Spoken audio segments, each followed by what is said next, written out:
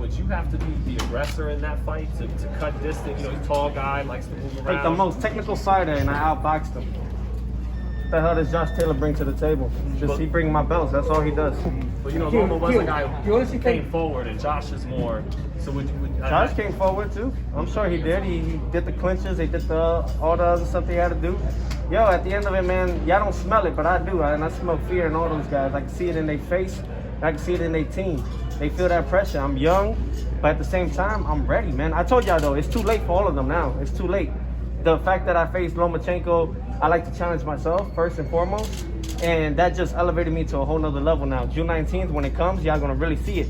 Really gonna see it. I see everything. I see it more clearly now than I did before, and I appreciate myself first and foremost for being able to step up to the plate, unlike these other fighters. Tio, I've got to ask, do you really think Josh is scared when looking at his resume? His last yeah, man. Opponents? He's over here telling me I got unfinished business at 135, when in reality, I cleaned up the whole division.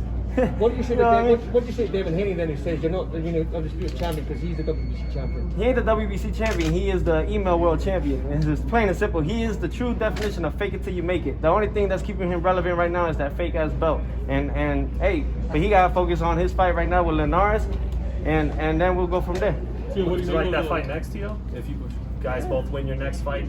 Look, at the end of it, I see it like this. I can't go out with Kambosos and move up to 140. Even if I do, that'll be it with Taylor, but he has his mandatory now apparently with this guy named Catterall? Whatever his name is. And that's it. So my whole thing is like I gotta finish with somebody at 35 clean then. So it could be Devin, it could be all that. And look, if I am the super WBC world champion. I'm the franchise, so I can mandate that fight next. So what do you make of the Lomachenko comment Linares against Haney? What type of fight do you see that being? How much of a challenge do you think Linares will present to Haney? I don't even know. We'll see. You know, we haven't seen Devin really step up to the plate until now, so we can't really tell or predict what's gonna happen until we see it on Saturday. Maybe he'll surprise all of us, or maybe he's not. Maybe he might just show up to the limit that he always is. He's a one-dimensional fighter. He's not a universal fighter. It's so easy to pick up on these guys. And may the best man win, and hopefully I really want Devin to win this fight because I want his head next. So what do you make of the comments of Lomachenko saying that he didn't lose, it was a draw against him? Loma, he finally took an actual loss for the first time in his whole career, from amateur to pro. So he don't know how to take a loss. You know, my whole thing is like the fact that, you know, seeing the way he is and the way he's trying to move and all that, he's just someone that is a sore loser. That's all it is. I beat him, clearly.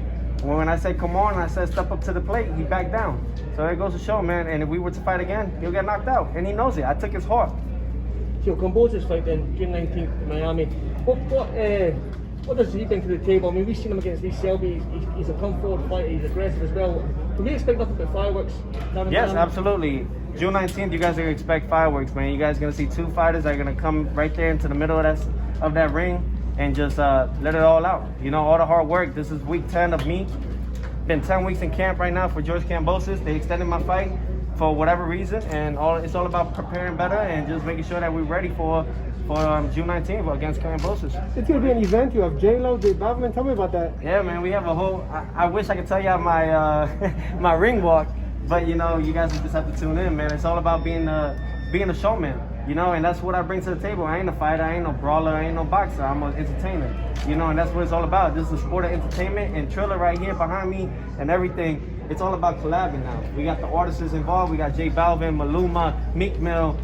We got J-Lo in the mix. You know, it's all these things, bro, and I'm just very thankful that we can bring it back to Miami, in Miami, Florida, where there's 30 to 37,000 people in attendance.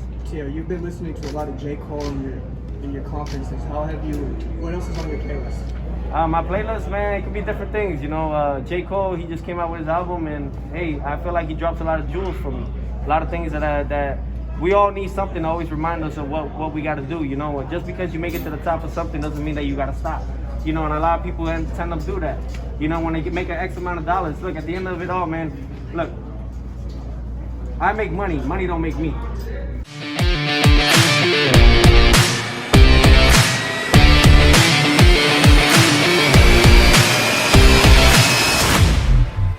Hey Fight fans, it's Michelle Joy Phelps. If you haven't already subscribed to our YouTube channel, make sure you do so by clicking this icon right here, or else